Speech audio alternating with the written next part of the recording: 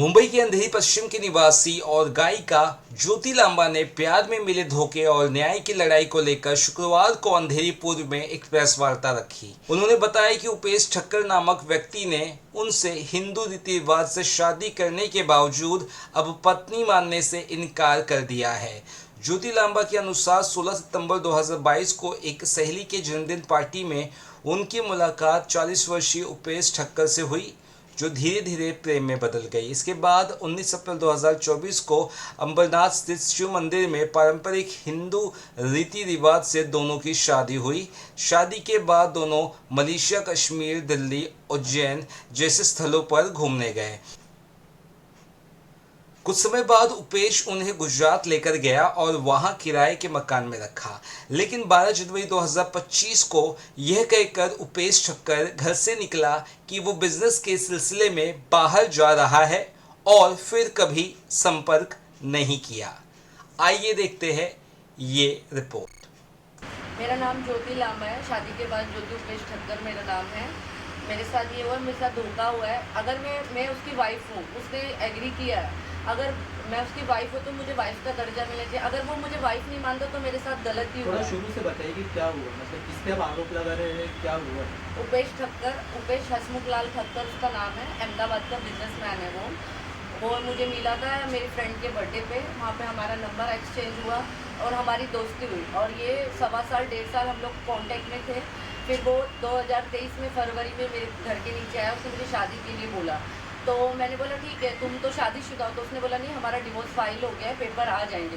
फिर 2024 में वापस वो मुझसे मिलने आया। फ़ोन पे हम लोग कंटिन्यू बात करते थे, मतलब 10-10, 8-8 घंटे, 6-6 घंटे डेली एवरीडे हमारे बात होता था। फिर उसके बाद वो आया तो उसने बोला कि पेपर आने वाले हैं और मुझे शादी करनी। 3 अप्रैल को 2024 में उसने आके मुझे प्रपोज किया। तो मैंने उससे पेपर मांगे, तो उसने बोला पेपर आ जाएंगे अभी कुछ टाइम के अंदर ही, आप शादी कर लो उसकी, क्योंकि मुझे मई में जाना है बाहर बिजनेस ट्रिप में। तो ऐसे करके उसने अपनी वाइफ से भी मेरी बात कराई, और उसकी वाइफ से मैं मिली भी हूँ मई में उसकी वाइफ से और उसकी भाई की वाइफ से, दोनों से मिली हूँ मई में अहमदाबाद में। उसके बाद यहाँ पे शादी हुई। शादी वाले दिन भी उसने पेपर नहीं लाया, तो उसने बोला था शादी से पहले पेपर ले आऊँगा, मैं शादी में आ रहा हूँ, मैं पेपर लेके आऊँगा। उससे पहले पूजा भी हुई है। वो बोलता है कि ज़बरदस्ती शादी हुई। वो 11 तारीख को पूजा भी करके गया है यहाँ पे आके, वो भी फ़ोटोज़ है हमारे पास कि शादी से पहले ग्रह शांति की जो पूजा होती है वो भी हुई है हम दोनों की। उसके बाद वो शादी के लिए हल्दी के लिए आया, हल्दी और शादी साथ में हुई है हमारी। और उसके बाद में वो वहाँ से 22 तारीख को गया, तो उसका बिजनेस उधर है।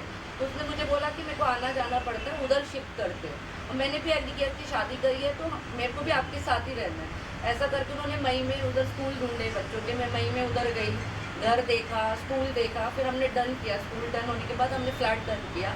फिर 8 जून को वो मुझे लेने आया। 8 जून को हम लोग शिफ्ट हुए। 9 तारीख को हम लोग यहाँ से गए। 8 जून को यहाँ पे था। बोला लास्ट दिन है, आप घूम लो, फिर लो, अपने दोस्तों से मिल लो, फिर पता नहीं कब होगा। तो ऐसा करके 8 तारीख को वो मेरे साथ ही था लेमेंट्री होटल में अंधेरी में, क्योंकि मेरा सामान तो शिफ्ट पैक करके भिजवा दिया था। तो हम दोनों लेमेंट्री में थे। उसके बाद 9 तारीख को हम लोग जून में उधर शिफ्ट हो गए 2024 में। तो ऐसा करके अच्छे से रह रहा था। अगस्त में मुझे पता चला कि भाई उसने डिवोर्स नहीं फाइल किया, क्योंकि मैं उससे पेपर मांगे थे। जब उसको पता चल गया कि मुझे पता चल गया वो झूठ बोल रहा है, उधर भी कर रहा है, इधर भी कर रहा है, तो हमारे झगड़े होने लगे। मैं उसको बोलती थी कि तुमने मेरे साथ ऐसा क्यों, पेपर दो, क्योंकि मैं भी फंस चुकी थी। मेरे बच्चों का स्कूल बोर्ड चल रहे हैं, वहाँ पे मैं आ भी नहीं सकती थी। उसके बाद उन्होंने धीरे धीरे हाँ मैं कर रहा हूँ, अभी कर रहा हूँ। उसकी वाइफ से भी मेरी बात कराता रहा कंटिन्यू। उसके बाद वो चीज़ें बढ़ती गई। फिर उसने आना बंद कर दिया, 15 दिन नहीं आता, 15 दिन बाद फिर आता, फिर कभी 10 दिन नहीं आता। फिर लास्ट में नवंबर के बाद उसने दिसंबर 6 को आया था। फिर सीधा एक महीने का गैप देने लगा। फिर 24 को आया, तब मुझे पता चला कि वो बाहर जा रही थी फैमिली के साथ में, स्विट्ज़रलैंड गया था वो। 27 को मेरे घर से ही गया था। उस वजह से हमारे झगड़े बढ़ते चले गए। तो उसके बाद जनवरी में उसने फिर यही कर दिया कि मुझे नहीं रहना है, ऐसा वैसा, फ़ोन उठाना बंद कर दिया, ब्लॉक कर दिया। मैं वहाँ पे अकेली पड़ गई। वहाँ मेरा कोई नहीं था उपेश ठक्कर के अलावा, मेरे बच्चे और मैं, और बच्चों के बोर्ड्स थे, मैं आ भी नहीं सकती थी। उसके बाद उन्होंने झूठा मुझे अपने दोस्त से कॉल करवाया। वो मुझे मैसेज भी, उपेश ने खुद ही बोला था कि आप उससे बात करो। उसके दोस्त से बात किया तो उसने बोला कि हम एक फैमिली मीटिंग रखते हैं, कि उसके चाचा वगैरह को नहीं पता नहीं था, अभी पता चला है करके। तो एक फैमिली मीटिंग करके उसमें सब सेटल हो जाएगा, कि आप दोनों का घर बस जाएगा, उसके घर वालों को अगर जैसे चाचा वगैरह को पता चलता है तो मैंने बोला ठीक है। उन लोगों ने टिकट कराई मेरी फैमिली की, मेरी सिस्टर, बड़ी वाली, छोटी वाली, हम चारों सिस्टर, और जिसने शादी मैनेज की थी एस्ट्रोलॉजर, वो भी आई थी उधर वो मीटिंग में। वो मीटिंग में मुझे बोला गया कि पहले तो ये बोला उसके चाचा ने, इसने गलती करी है, इसको 2 थप्पड़ मारूंगा। मैंने बोला इसके 2 थप्पड़ मारने से मेरी लाइफ सही नहीं हो जाएगी। फिर उसके बाद वो लोग मुझे ऑफ़र करने लगे। मैंने बोला मुझे कोई पैसा नहीं चाहिए, मेरे को मेरा पति चाहिए। ऐसा बोल के ये मीटिंग चली, बोला मुझे नहीं रहना है। तो मैं आ गई। उन्होंने कुछ सोच समझ के मीटिंग बिठाई थी मेरे घर से आधा घंटा 40 मिनट दूर, और वो साबरमती में उनकी पहचान है क्योंकि वो हिम्मतनगर गांव का रहने वाला है। अहमदाबाद अभी 2-2.5 साल से ही शिफ्ट हुए वो लोग। तो इसके लिए वहाँ पे उन्होंने 8 तारीख को मेरे खिलाफ झूठी ऐसी कंप्लेंट डाली। मुझे 8 तारीख को फ़ोन आया शाम को 6 बजे। तो मैंने बोला 6 बजे तो लड़की नहीं आती है, कोई पुलिस स्टेशन में आप बुला नहीं सकते। मैंने बोला मैं कल आती हूँ। तो उन्होंने मुझे लोकेशन भेजा, मुझे पता नहीं था, तो मैं लॉयर को लेके गई वहाँ पे। तो वो झूठा केस बनाया था कि मेरी शादी हुई, लड़की ब्लैकमेल। तो वहाँ पे गए तो मैंने बोला मेरी तो शादी हुई है। फिर ये बोल के मेरे लॉयर ने, हम लोग आ गए। फिर उन्होंने वापस फ़ोन किया तो 14 को मुझे बुला रहे थे, तो हम लोग 15 को उधर वापस गए। तो उन्होंने मुझे बोला कि पैसे ले लो, सेटल कर लो, ख़त्म कर दो। पुलिस स्टेशन में भी मुझे यही बोला गया, और ना मेरे से कोई राइटिंग में कुछ लिया। मैं लिख के लेके गई थी जबकि, क्योंकि 9 तारीख को गई थी। उन्होंने जो मेरे पे एलिगेशन डाले थे तो मैं वो लिख के लेके गई थी कि मेरे पास सारे प्रूफ। ना उन्होंने मेरा कोई स्टेटमेंट लिया, ना रिटर्न में कोई पेपर दिया। हमने मांगा भी कि आप ये ले लो और दो। तो उसके बाद मुझे वहाँ पे हरेस किया गया। मैंने महिला मंडल में भी एक कंप्लेंट डाला था, वहाँ पे अर्जी डाला था। तो महिला मंडल वालों ने भी ज़्यादा रिस्पॉन्स नहीं दिया। तो मुझे समझ आ गया कि मेरा यहाँ कुछ नहीं हो सकता। और मैं बॉर्डर देखने भी गई थी उधर, तो उन्होंने बोला जहाँ पे आपकी शादी हुई है वहाँ जाके केस करो। तो मुझे वहाँ से निकलना था क्योंकि मुझे पुलिस वहाँ के हरेस कर रही थी, बार बार बुला के, ना कुछ कर रही थी, बस पैसों का ऑफर वो लोग कर रहे थे और मुझे बोल रहे हैं कि मैं मांग रही थी। एक भी प्रूफ अगर उनके पास है कि मैंने पैसे मांगे, हाँ मैंने खर्चे के पैसे मांगे, मेरा हस्बैंड है वो। वहाँ की पुलिस आपकी किस तरह से आपको अरेस्ट कर रही थी? बार बार फ़ोन करके बुला रही थी। अगर मैं जा रही थी कोई स्टेटमेंट नहीं ली जा रही थी। मैं 2 बार गई, मेरी कोई स्टेटमेंट, मैं लिख के भी स्टेटमेंट मेरे वकील के साथ लेके गई, वो भी नहीं लिया गया मुझसे। कोई ऑफिसर किसी का नाम आपको याद होगा जो फ़ोन करके बुलाते थे? वो राव सर है, उनका नंबर भी है मेरे पास। वो हमेशा मुझे व्हाट्सअप कॉल ही करते हैं, नॉर्मल कॉल नहीं करते। अगर आप पुलिस वाले तो आप मुझे नॉर्मल कॉल करो ना, क्योंकि वो फ़ोन पे भी मेरे बेटे का नाम लेके मुझे डरा रहे थे, आपका बेटा कौन से स्कूल में पढ़ता है, ये वो। मैंने वो कंप्लेंट में भी डाला, पर उन्होंने मेरी वो कंप्लेंट वापस रिटर्न में नहीं ली गई। तो मैं समझ गई कि मुझे डरा रहे हैं। और मुझे उधर 6 तारीख को भी ये बोला था तुम कुछ नहीं कर पाओगी, मैं हम पैसे वाले हूँ। फैमिली के नाम पे उसके सिर्फ चाचा जी थे, बाकी एक उसका दोस्त था प्रदीप पटेल जिसने मीटिंग अरेंज की थी, एक वो था FC पटेल, और एक 2 जन को तो मैं बिल्कुल नहीं जानती थी, कोई पॉलिटिशियन थे, और एक लेडी आई थी। तो उन लोगों ने मुझे यही बोला कि तुम पैसे लो, अपनी ज़िंदगी सेटल करो और चली जाओ। मैंने बोला मुझे कोई पैसे नहीं चाहिए। वहाँ पे ये 3 घंटा यही बात चली, सब मुझे मना रहे थे कि अपने फ्यूचर बनाओ, ये करो वो करो, पर मैंने किसी की बात नहीं सुनी। मैं वहाँ से चुपचाप चली आई। तो ये मुझे फंसाने के लिए किया गया था, और वो लोग ही ऑफ़र कर रहे हैं, और वो लोग ही मुझे मीटिंग में बुलाया। मेरे पास सारे प्रूफ है, हमने तो मीटिंग नहीं रखी थी, कोई मीटिंग नहीं रखी। तो उसके बाद से मेरे को समझ आ गया कि मुझे यहाँ पे ये लोग मुझे बोल रहे थे पुलिस स्टेशन में प्रूफ लेके आओ। तो मैंने बोला पुलिस स्टेशन में कोई प्रूफ नहीं दिया जाता, कोर्ट में साबित, मैं आपको जेरॉक्स दूंगी, ओरिजिनल प्रूफ नहीं दूंगी, मैं कोर्ट में पेश करूँगी ओरिजिनल प्रूफ। मेरे पास सारे प्रूफ है, आप लिख के ले लो। उन्होंने मेरा कोई नहीं लिया। फिर मैं 17 तारीख को इधर आ गई। मैंने उनको बोल के आई कि मैं मुंबई जा रही हूँ। मैंने वो राव मुझे बहुत फ़ोन कर करके परेशान कर रहा था, तो मैंने उसको झूठ बोला कि मेरे पास तो पैसे नहीं, मैं लोन निकालने जा रहा। अगर मैं उनको बोलती मैं इधर कंप्लेंट डालने आई तो मुझे और हरेस करते। तो मैं वहाँ से आई, और 26 फरवरी से मैं यहाँ पे आई, फिर वकील ढूंढा, ये सब किया। 26 फरवरी से मैं इधर जा रही हूँ, वर्सोवा पुलिस स्टेशन। 3-4 बार उन्होंने मेरी अर्जी ली, उसको फ़ोन किया, वो नहीं आया। उसके बाद बहुत प्रेशर के बाद उन्होंने मेरी FIR ली। FIR में भी उन्होंने वो नहीं डाला जो मुझे, अगर वो मुझे वाइफ ही नहीं मानता तो उसने मेरा एक तरह का यूज़ ही किया है ना, तो उस पर लगना चाहिए ना एलिगेशन। वो बड़ा आदमी है, उसने मुझे पहले ही धमकी दी, तुम मेरे खिलाफ कुछ नहीं कर पाओ, मैं सब कुछ खरीद लूँगा, तो इससे अच्छा तुम जो मिल रहा है वो लेके चले जाओ। मुझे ऐसे डराया जा रहा था, मेरे बच्चों का नाम लेके भी डराया जा रहा था। उसके बाद उन लोगों ने यहाँ पे पुलिस भेजी। अगर आप मुझे गिरफ्तार करने के लिए पुलिस भेजे तो मेरे घर का एड्रेस तो था उपेश ठक्कर के पास, वहाँ नहीं भेजा जहाँ मैं पहले काम करती थी। अभी मैं 1 साल से वहाँ हुई नहीं, 1 साल हो गया मेरे को काम छोड़ के, जब से मार्च से, पिछले मार्च से जब से उपेश ने मेरा काम छोड़ा, मैं वहाँ कभी पैर ही नहीं रखती। वहाँ पे पुलिस भेज रहा है इधर, तो मेरे घर पे क्यों नहीं भेजो? सिर्फ डरा रहे हैं मुझे, और वहाँ बुला के मुझसे सेटलमेंट करना चाहते हैं। और कुछ नहीं।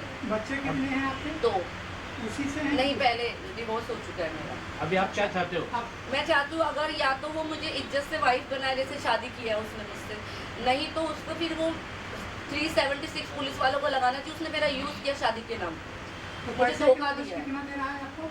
मुझे 3 से 4 लाख रुपए महीने का देता था, जिसमें 62,000 रेंट जाता था और घर का खर्चा और थोड़ा बहुत कैश देता था हाथ में घर के खर्चे पीछा के। छुड़ाने के लिए कुछ अमाउंट ऐसा सब कुछ किया है आप? कितना नहीं, मैंने दे- मना बोल रहे थे मुझे कि तुम क्या चाहिए तुम्हें बोलो, ये वो, मैंने कुछ बोला ही नहीं। शादी का फोटो है आपके पास? हाँ, शादी का फोटो, वीडियो, पंडित, सब कुछ है। उनका वहाँ पे फोटो फोटोग्राफी, हाँ है, उनकी फोटो है, सब फोटो है मेरे दिखा पास। सकते हैं आप मोबाइल में? हाँ, उनका नाम क्या है?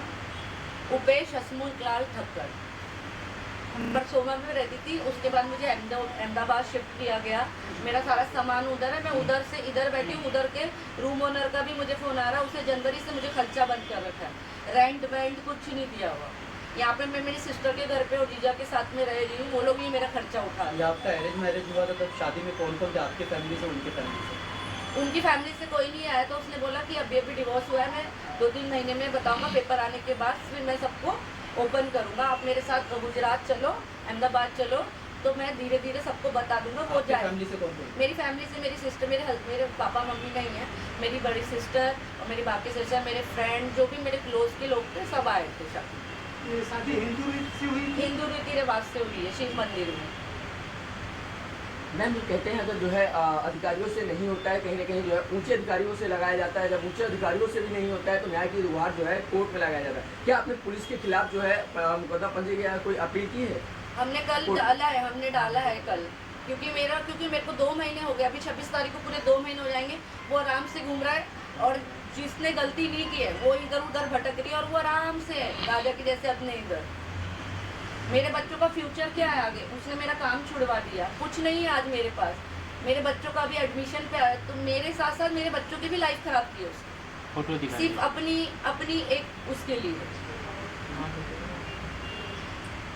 उनको पता है, उन्होंने खुद भी लिखा है अपनी एफआईआर में कि 12 साल पहले उसका डिवोर्स हो गया, उसके बच्चे, उसको सब पता था मेरी लाइफ के बारे ये में। पता था 2 बच्चे आपके हैं? हाँ, सब पता था। वो वो मेरे accept बच्चों किया से, उन्होंने मेरे बच्चों से भी बात की, उन्होंने एडमिशन भी खुद कराया उधर अहमदाबाद में मेरे बच्चों का। हाँ, तो अब क्या है सब? मैं ये चाहती हूँ अगर उसने मुझसे शादी की है तो बीवी का दर्जा दे, अगर वो शादी को नकारता तो उसको सजा मिलनी चाहिए।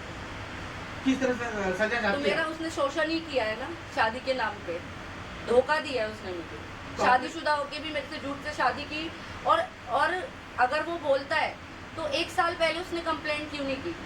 इतना बड़ा आदमी है वो, आज केस कर रहा है, पहले क्यों नहीं किया उसने केस? चलो शादी के बाद भी केस क्यों नहीं किया? मेरा यूज़ किया, मलेशिया घूमा मेरे साथ, कश्मीर मेरे को हनीमून के लिए लेके गया, मेरे साथ दिल्ली गया, मेरे साथ दुबई जाने का था, मैंने कैंसिल किया था, और मुझे वैष्णो देवी लेके गया। हर एक जगह घूमा है वो मेरे साथ। ये कौन सी जबरदस्ती शादी है? सारे प्रूफ है मेरे पास। आपने कहा कि आपकी और उनकी वाइफ से भी बातचीत हुई हाँ, थी। तो हाँ। आपको क्या लगता है वो भी इसमें शामिल उसमें है? शामिल है, वो इसमें शामिल है, पूरी तरह से शामिल है। क्यों आपको लगता है ऐसी कुछ बात क्योंकि हुई उसने आपके साथ? मुझे बात की, उसने भी झूठ में पूरा साथ दिया है कि हाँ हम डिवोर्स दे रहे हैं, ये वो। और मुझे पता चला कि और भी उपेश ठक्कर का, जिसमें हनी ठक्कर पूरी तरह से शामिल है। आपने आरोप लगाया कि अभी तक उन्होंने डिवोर्स के लिए फाइल ही नहीं किया। नहीं आपने किया, कहा। नहीं किया। तो ये आपको कैसे पता चला? आपके पास इसका कोई प्रूफ है कि उन्होंने डिवोर्स के लिए फाइल ही नहीं किया था? वहाँ पे मेरे से हनी की बाद में बात हुई, जो झगड़ा होता, हनी ने बोला कि नहीं अब वो हमारा कोई डिवोर्स विवोर्स नहीं है, मैं अगर तुम ज़्यादा बोलोगी तो मैं तुम्हारे खिलाफ केस कर दूँ। मैंने कर दो, मैंने उसको सीधा बोला करो, तो भी उसने नहीं किया। अगर वो उसकी वाइफ है, सबसे पहला हक बनता है उसका केस करने का, उसने क्यों नहीं किया? क्योंकि वो मिली हुई है। एक्सटॉर्शन का केस किया आपके ऊपर, हाँ, वो एफआईआर में उन्होंने दिखाया कि आपसे शादी हुई है उनकी? हाँ, उसमें उसने बोला है कि उसने ये बोला है झूठ के जबरदस्ती शादी। तो इसमें ये नाच रहा कूद रहा है, खुद से आया अहमदाबाद से, तो कौन सी जबरदस्ती शादी है? 2.5 साल 3 साल हो गए अभी शादी से पहले से, मैं उसको 2 साल से जानती हूँ।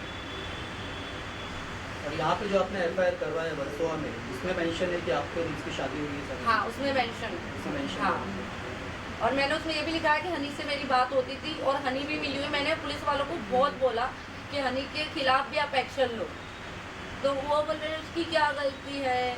मेरा मतलब 2 महीने के बाद बहुत ये करके एफआईआर लिया गया, और उसके बाद भी बहुत कम सेक्शन लगाए गए। एफआईआर में आपने दिखाया कि आपके साथ यौन शोषण हुआ है, हाँ लिखा है। तो फिर उन्होंने एफआईआर क्यों नहीं लिया? तो शोषण का एफआईआर क्यों नहीं लिया उन्होंने? पता नहीं क्यों नहीं लिया, हमने उनको बहुत बोला। आपको ऐसा लगता है कि पुलिस किसी के दबाव में काम कर रही है? हाँ बेटे का 498 अगर लागू हो गया है मामले का, ये साफ तौर पे माना जाएगा कि पति तौर पे कोर्ट ने एक्सेप्ट किया है। तो आपने आरोपी को क्या क्या नाम बताया 498 के अंदर?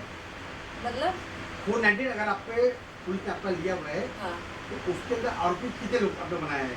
आरोपी उपेश ठक्कर और हनी ठक्कर को मैंने बोला है। उनको पुलिस अरेस्ट किया है? नहीं किया, कोई एक्शन नहीं लिया गया। 498 की एफआईआर कॉपी कहाँ है?